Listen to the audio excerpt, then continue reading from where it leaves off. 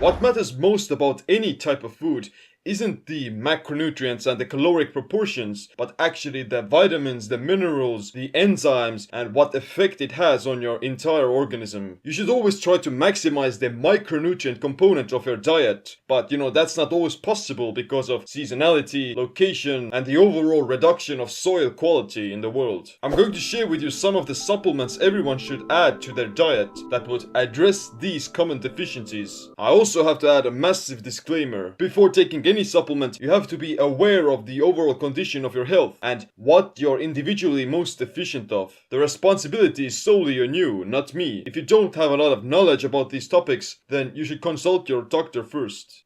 But here we go, some supplements that would most likely benefit your health and energy. Omega-3s. Omega-3s are essential fatty acids that the body can't produce itself, and thus they need to be derived from diet. Omega-3s need to be kept in balance with the omega-6s.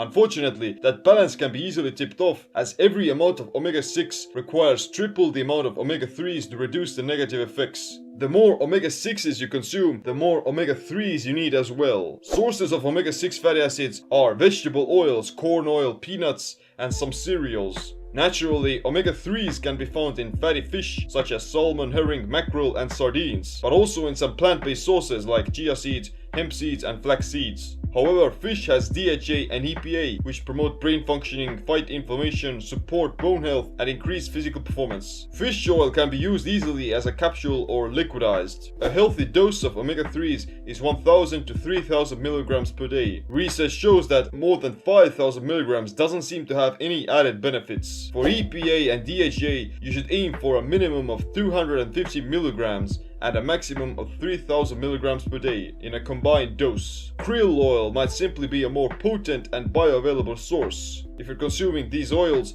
then you have to make sure you use wild-caught sources to avoid mercury poisoning. Plant-based supplements for omega-3s include hemp seed oil and wheat germ. Vitamin D3, it's not actually a vitamin, but it gets synthesized into a hormone once inside the body. Vitamin D3 governs almost every function within us, starting from DNA repair and metabolic processes. It fights cardiovascular, autoimmune, and infective diseases. Of course, the best source would be to get it straight from the sun, but that's not always possible because of seasonality and location.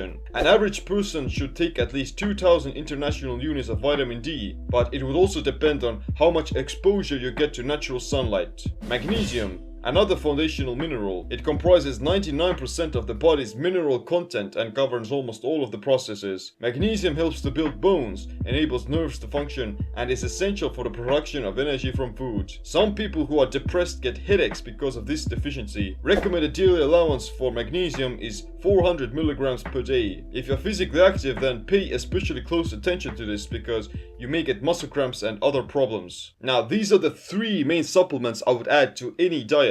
But there are other micronutrients that are very important for optimal health and energy, such as potassium, vitamin K, B vitamins, and calcium. However, you would want to supplement them only if you're actually deficient of them, because consuming too many of certain nutrients will hinder other metabolic processes and the absorption of your minerals. So you have to be quite considerative before supplementing these macros. Estimated daily minimum for potassium is 2000 milligrams per day, and the RDA is 4700 milligrams per day. You shouldn't worry about eating too much potassium unless you're taking supplements. If you don't consume a lot of green veggies or avocados in a day, then consult your doctor before taking potassium. Zinc is an essential mineral involved in cell growth, protein synthesis, and protecting the immune system. RDA for zinc is 8 to 12 milligrams per day. The upper limit for zinc a day should be under 100 milligrams because you may get nausea, vomiting, and reduced immune functioning. Oysters are the most abundant sources of zinc with a massive 74 milligrams per serving. Other sources are beef, poultry, and some nuts. If you're a male, then you should pay close attention to your zinc consumption because it's one of the most crucial minerals for testosterone. But if you're eating a lot of seafood and red meat, then you probably don't need to supplement it. The RDA for vitamin K is roughly 60 to 120 micrograms, and the optimal level is roughly 1000 micrograms. This applies to both vitamin K1 and vitamin K2. B vitamins are also essential, and they can be most found in animal products. products. If you're already eating a whole foods based diet that includes the consumption of meats, then you probably don't need to supplement it either. However, vegans are most commonly deficient of B vitamins, so you should check it out if you are a vegan. Iron is needed for the production of energy, but overdosing iron can be toxic, so consult your doctor first. Iron deficiencies are more common on diets with little or no meat.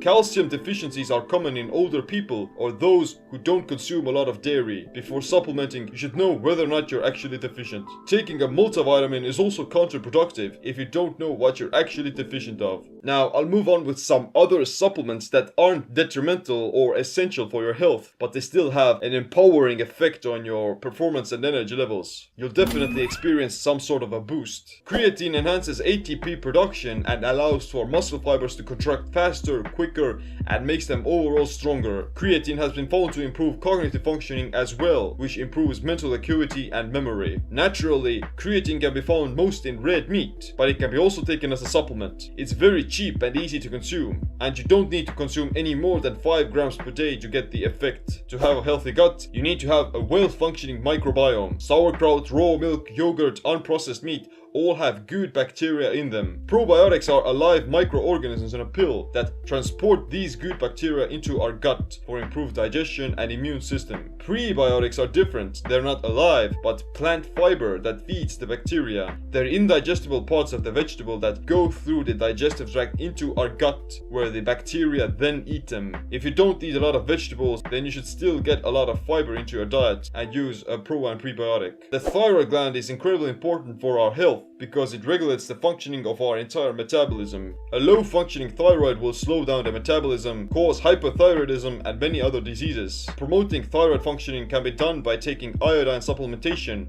or eating a lot of sea vegetables. The daily requirements for selenium can also be met with eating only 2 to 4 Brazil nuts a day. If you don't know which products and brands to buy, then I've listed out some safe supplements in my Amazon influencer shop. It includes the ones I mentioned here, but there are others that will give you even more energy. Like I said in the beginning, you should focus on getting your nutrition on point before you start taking any supplement. And secondly, you don't need to take all of these supplements, only the ones you're most deficient of. Micronutrients have actually a much greater impact on how you feel and how you perform more than you think. Things like your decision making, your cognitive functioning, your emotions, they're all linked to this, and that's why you have to pay quite close attention to them. If you want to learn other ways of optimizing your physiology and mindset, then check out my free ebook called The Body Mind Empowerment Handbook. But other than that, click the like, subscribe, notification bell as well for similar videos. Thanks for watching. My name is Seem. Relax, man. Stay optimized, stay empowered. Just trying to grab some nuts.